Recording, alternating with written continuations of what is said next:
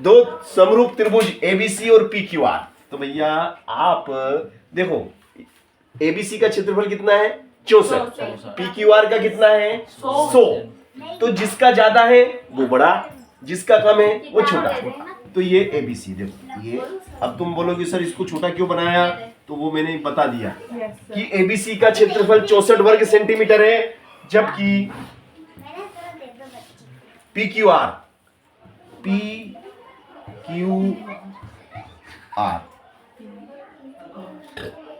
का क्षेत्रफल 100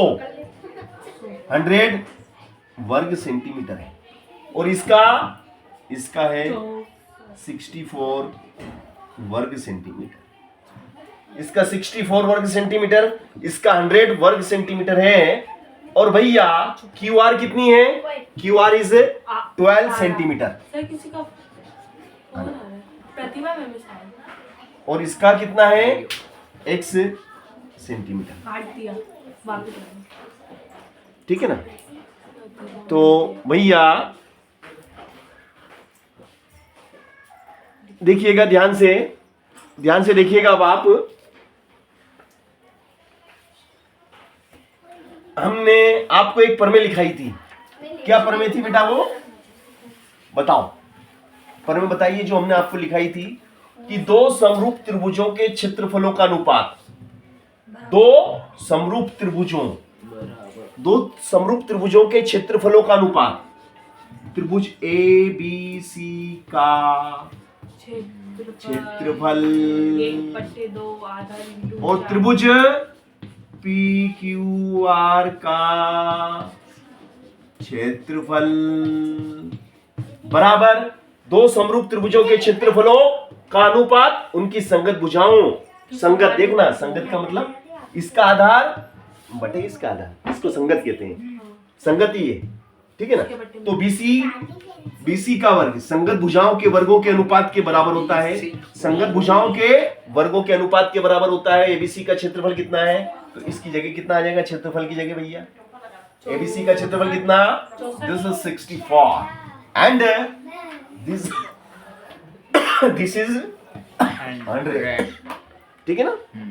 अब भाई साहब देखो भाई साहब, इसका भी वर्ग है इसका भी वर्ग है भाई साहब, तो अब क्या करेंगे, दोनों का वर्ग है तो अपन क्या करेंगे भाई साहब, होल स्क्वायर कर देंगे।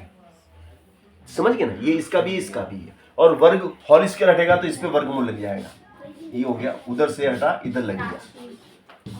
और 64 का कितना होता है 8, 100 का कितना होता है 10, बराबर कितना बीसी बटे क्यू आर। समझ गए। अब भैया देखो बीसी कितना है, BC is x, therefore put x and QR कितना है 12, QR is 12, put यानी समझते हो ना, put यानी रखना। अंग्रेजी थोड़ी थोड़ी बोलना पड़ती है, वरना लोग सोचेंगे कि अरे कहीं ये तो पूरा प्योर हिंदी दिख रही हो यार, इसलिए थोड़ा अंग्रेजी बोलते रहा करो बेटा ना, ताकि लोगों को लगे कि तुमको अंग्रेजी का भी ज्ञान है, अन्यथा अच्छा नहीं। चलो ठीक है, यहाँ तक आगे गुणा वाली चीज बटे में आ गई। ओके ओके देखो भाई साहब, 2 पंजे 2 छंग, x बराबर कितना 8 छंग 48 बटे 5। 48 बटे 5 का मतलब है 48 में 5 का भाग लगा दो। तो भाग लगाना किसको नहीं आता है, फौरन बता दे। भाग लगाना किसको नहीं आता भाई साहब, 10वीं में आके तो भाग लगाना आता है, मगर कुछ बच्चे 10वीं में आके भाग लगाना भूल जाते हैं, क्योंकि सर भाग की जरूरत ही नहीं पड़ती हमको, ऐसा कहते हैं, पहाड़े भी भूल जाते हैं ना। चलो 5 का पहाड़ा बोलो, 5 नाम 45, 8 में 5 गया 3, 4 में 4 गया 0, मिल गई दशमलव, मिल गई 0, 5 छंग 30। और भाई साहब x बराबर कितना, बोलो भाई साहब, x बराबर 9.6। Hello, this is answer. कठिन के सरल।